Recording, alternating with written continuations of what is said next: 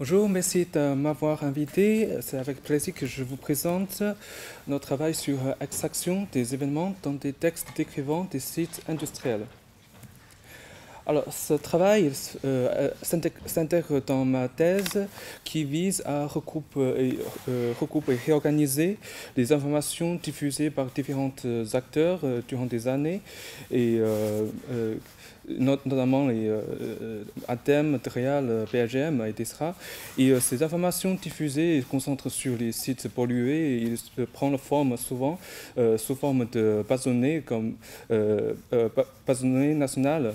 Par exemple, on a Pazol, Pasias, S3IC, et surtout Pazol et Pasias, c'est plus intéressant dans notre travail. Le Pazol, c'est la base de données sur les sites et sols pollués, et Pasias, inventaire historique des anciens sites industriels. Donc, alors les informations, ils sont bien normalement les informations concernant les sites et sols pollués sont bien organisées dans ces bases de données, mais avec certaines exceptions sur les informations, notamment les informations sur les événements industriels. Alors, pourquoi nous nous intéressons aux événements industriels? C'est parce que les informations apportées par les événements industriels, ils aident plusieurs parties à réaliser les tâches complexes. Par exemple, pour ATEM, ils aident à évaluer du coût de réaménagement du sol pollué. On parle spécialement des événements de pollution ici. Et elles aident aussi PGM à consolider les bases de données nationales et aussi elles intéressent les expertises et ou les citoyens pour une analyse des risques de pollution et aussi un rôle à jouer en recherche en sociologie du risque, etc. Cependant, alors ces informations, comment ils sont enregistrés dans les bases de données actuellement? Alors voici, on a un schéma qui montre.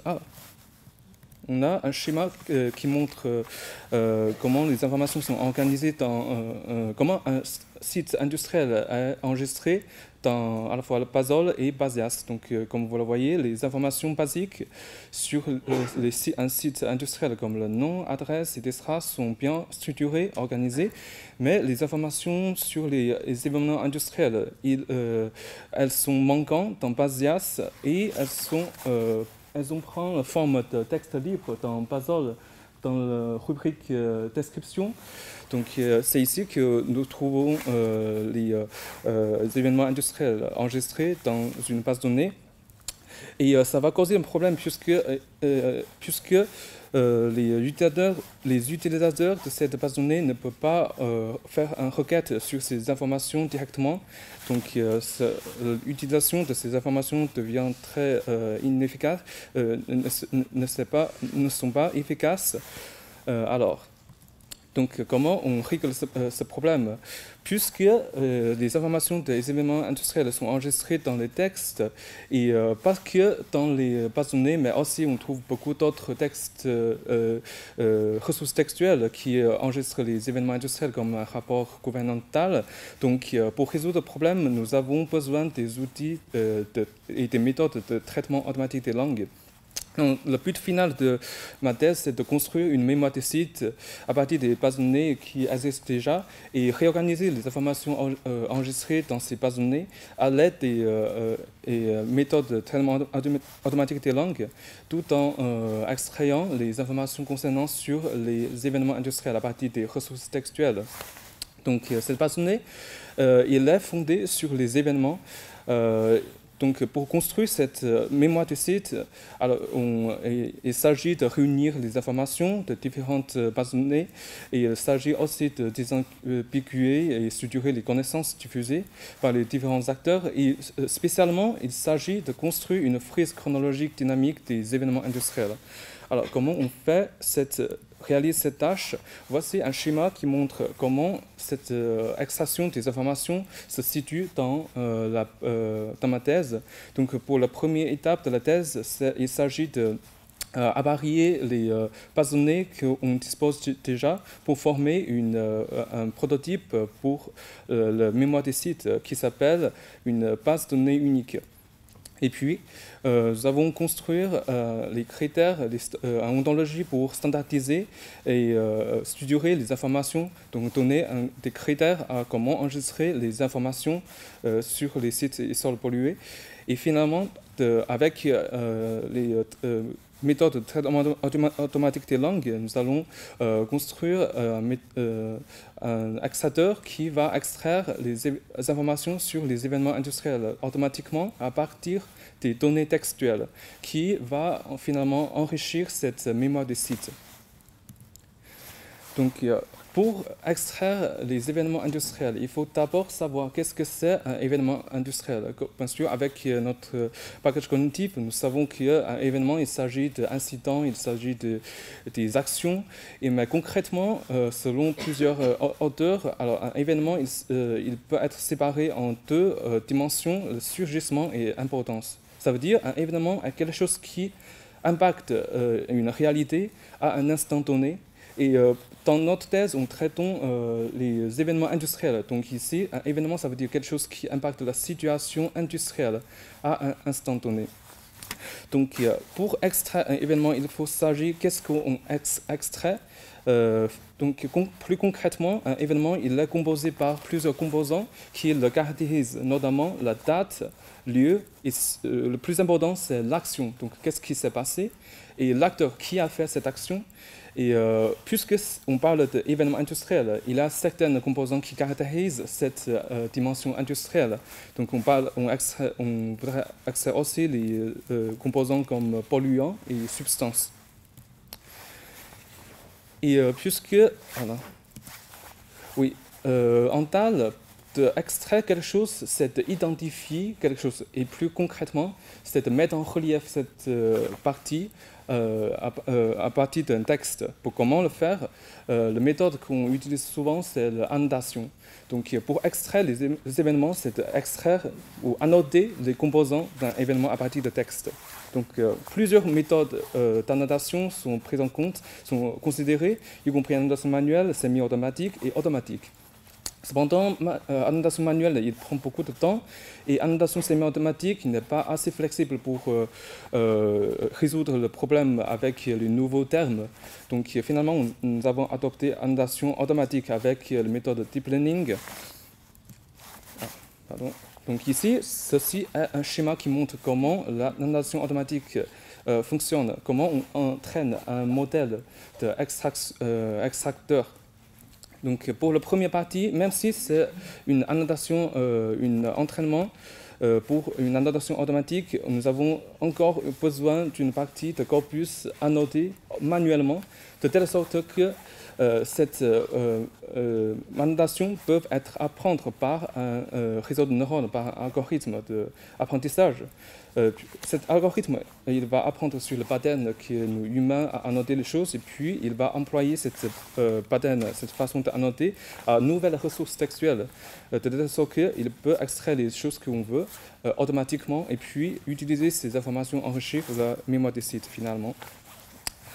Et puisque la première partie, c'est annoter une partie de corpus, donc on doit parler de quel corpus qu'on utilisait. Alors, le corpus qu'on utilise, c'est un corpus composé à partir des textes libres dans la base de données Pasol. Comme j'ai mentionné déjà, la base de données Pasol, c'est une base de données sur les sites et sols pollués. Pourquoi on l'a utilisée? Bien sûr, c'est parce que cette base de données est la base de données de référence en France sur les sites industriels. Donc, il enregistre les informations, les offices les plus pertinents. Et puisque c'est une base de données sur les pollutions de sol, donc il utilise le vocabulaire qu'on traite, les vocabulaires pertinents pour notre traitement. Et c'est une base de données officielle, donc il utilise un langage officiel aussi, standard, français standard. Donc c'est plus facile pour un traitement automatique des langues. Et finalement, dans le texte libre dans Pasol, il raconte l'histoire du site, comment ce site a été créé, comment ce site a été pollué et finalement comment il est réaménagé. Donc on trouve beaucoup d'occurrences abondantes sur les événements industriels. Et cette base de données elle est assez volumineux avec un enregistrement de plus que 7000 sites depuis 1990. Et on compte finalement le corpus, on compte plus que 150 000 phrases avec un vocabulaire de 48 mots, 4800 mots, 1000 mots. Donc normalement, cet corpus il est assez volumineux pour notre tâche. Et pour extraire annoter les composants qui caractérisent un événement, il faut créer les étiquettes pour réaliser cette annotation. Donc voici une liste des étiquettes que nous avons créées pour couvrir la plupart des composants que nous avons besoin. Et puisque les composants d'un événement, ils prennent souvent la forme de groupes de mots. Par exemple, ici on a le premier groupement de mots, la société protographique, ce qui est un nom d'installation. Donc, nous avons adopté le format de BIEO, c'est le tag le prend comme un tag de frontière pour définir quel est le début et quelle est la fin de cette groupe de mots. Donc dedans, le B c'est begin, c'est le début, et E c'est le end, c'est le dernier mot. Donc ici, comme vous le voyez, la société protographique commence par là et termine par graphique. Donc c'est par cette méthode-là qu'on définit la frontière. D'accord. Donc puisque la première étape c'est l'annotation manuelle, donc nous ne pouvons pas annoter une grande partie de corpus sous peu de temps. Alors comment on accélérer ce processus? Nous avons adopté un processus de bootstrapping. Ça veut dire on annote seulement une petite partie pour la première session d'entraînement. Et puis, on entraîne un modèle dessus. Utilisant ce premier modèle, on va automatiquement annoter une autre partie de corpus. Et puis, on segmente cette partie nouvelle annotée en ajoutant une partie de cette corpus nouvelle annotée à l'ancienne partie d'entraînement, de telle sorte que nous pouvons augmenter la partie de corpus d'entraînement de fur et à mesure. Et puis, en session 2, nous avons plus de corpus à entraîner dessus. Et sous peu de temps, puisque cette augmentation, il est fait semi-automatiquement. Donc finalement, pour le processus d'entraînement, le réseau de neurones que nous avons choisi, ça s'appelle le BLSTM. Du coup, c'est un réseau de neurones avec une structure de séquentielle. Donc ça veut dire, pour définir si un composant est, par exemple, le trigger, l'action centrale de cet événement, il faut regarder non seulement le contexte prioritaire, le contexte auparavant, mais aussi le contexte après. Donc cette structure de réseau de neurones, il a une structure séquentielle. Donc il prend à la fois le contexte avant et le contexte après pour décider si on attribue telle étiquette à tel composant, à tel groupe de mots. Donc voici le modèle que nous avons utilisé pour le prolongement de mots. Du coup, le prolongement de mots rendre les informations textuelles, transforme les informations textuelles en données statistiques, de telle sorte que l'algorithme puisse le comprendre. Ici, nous avons utilisé le modèle Camembert, un modèle pré-entraîné pour le français qui s'appelle Camembert, pour réaliser cette tâche. Et finalement, le résultat qu'on a obtenu pendant la première session et la deuxième session, comme vous le voyez, il y a une grande amélioration entre la première et la deuxième session. Donc c'est à cause de l'augmentation de corpus d'entraînement. Donc ça montre que les contextes, ça vaut vraiment la peine d'augmenter le contexte pour que l'algorithme puisse apprendre le plus de traits linguistiques pour définir quel composant est correctement, pour définir quelle étiquette est attribuée à quel composant. Donc, comme vous le voyez, l'extraction de noyau événement, donc du coup l'action centrale de l'événement n'est pas très bonne pendant la première session, mais dans la deuxième session, il a fortement amélioré. Et même même histoire avec le polluant et substances. Cependant, l'expression temporelle est toujours de haut niveau. Donc finalement, nous avons obtenu un modèle assez satisfaisant pour réaliser les autres tâches avec finalement, on passe à la valorisation de ce résultat.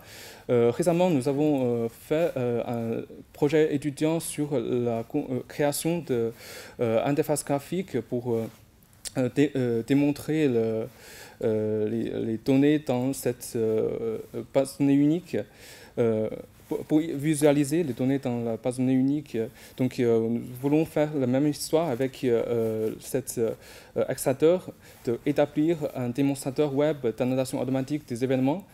Comme ça, les utilisateurs peuvent envoyer directement les textes et puis le démonstrateur web, il va extraire les événements automatiquement en ligne.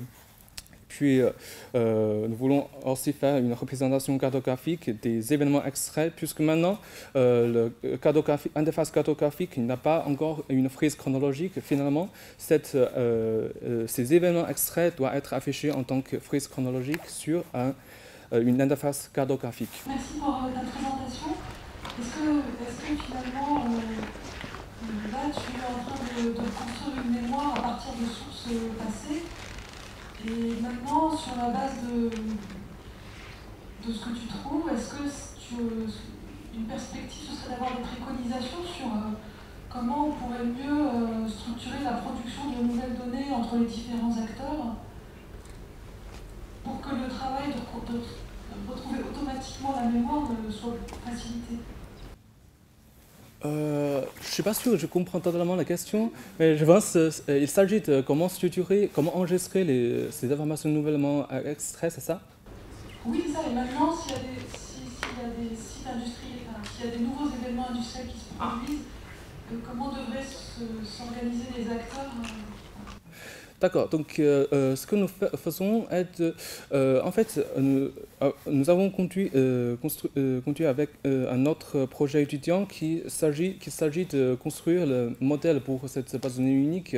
Dedans, nous avons inventé une colonne pour enregistrer les informations d'événements industriels. Basiquement, seulement je pense que c'est seulement les deux composants qui sont indispensables pour décrire un événement industriel. Ça, c'est l'action d'abord, bien sûr, et le temps. L'acteur n'est pas 100% mentionné dans le texte, donc dans ce cas-là, il doit être absent. On n'a pas de moyen normalement de remplir cette partie avec seulement les informations qui viennent de le texte. Mais nous pouvons peut-être utiliser ce qui est déjà enregistré dans la base de données pour remplir cette partie. Et voilà, nous espérons de créer un modèle plus flexible pour résoudre, pour adapter aux problèmes comme ça, adapter aux phénomènes comme absence de données comme ça. Ouais.